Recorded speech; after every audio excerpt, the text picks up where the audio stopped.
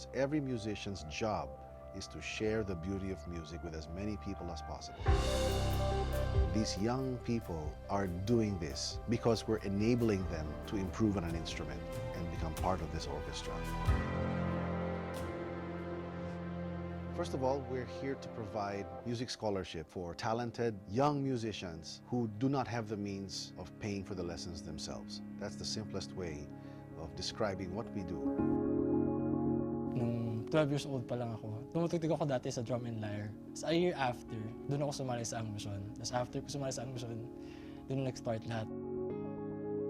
Nag-start po ako magkaroon ng interest sa music dahil napili ko po yung flute noon hanggang sa ipinasok po ako sa Angmission. Gusto ko din po sumali para po malaman ko po yung iba pong pag-aaralan sa music. Kaya po ako nahilig sa music kasi po nagaya ko po sila ate, tapos nagustuhan ko na naman po, tapos nag-beginners na po ako, tapos yun po. Dito po ako sumali po sa Banda 46 Carmona, Cavite. And then, napasali po ako sa Orchestra of the Filipino Youth noong 2017. Nagsimula po ako magbanda nung pinilit po ako ng nanay ko dahil ako po ay puro games. Sa school po namin, meron po kaming brass band. Doon po kami nagkakilala po hanggang dumating po kami dito sa Wi-Fi. Doon po namin nabuo yung sama namin hanggang nagkataan po kami pataas para mag-excel po sa music. An orchestra is like a small society where everyone has to listen to each other to help you do better. Isa sa values na natutunan ko sa orchestra yung pagiging humble sa lahat. Dapat matuto kang makinig sa kapwa mo, matuto kang makipag-collaborate sa ibang musicians.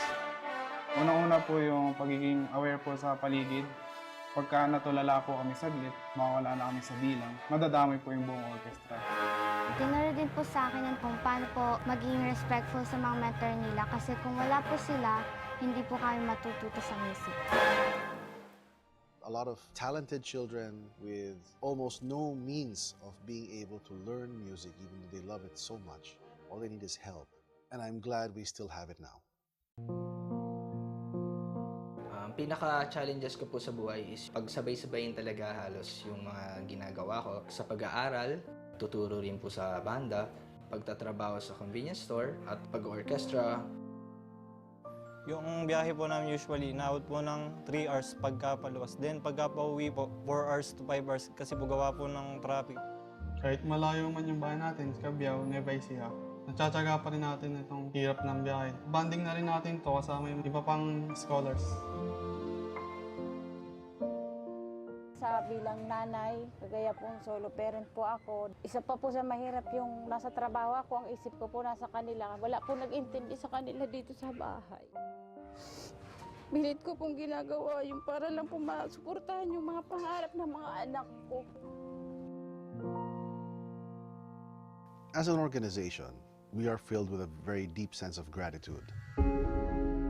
We've done a lot of hard work to be part of this organization and to help build it. But we can't do this alone. We need your help. An organization such as this cannot continue without the support of people such as yourselves.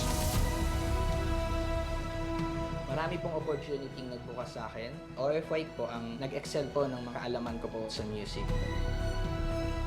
Napakaswerte po namin lahat kasi hindi po lahat ng tumutugtog natuturuan ng libre. Lahat po ng natutulungan ng Angmission, alam ko po na magbibigay po sila ng karangalan sa bansa natin pagdating po sa music. Kaya blessing po sa amin yung OFY. Malaking bagay po para sa amin ang mga ginawang tulong ng taos-puso. Sobra ko pong mahal ang mga anak ko. Kaya po kung ano po yung hilig nila, mahirap man po ito. Susuportahan ko. Alam ko naman po na masaya sila sa ginagawa nila. Ang daming bagay na hindi ko inaasahan na mararanasan ko pala. At gusto ko maranasan din yun yung mga susunod pang sasali sa OFY.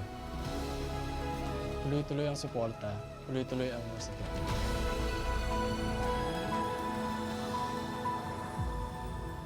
You can be a tremendous part of this. We'd love to have you with us in our mission and our advocacy.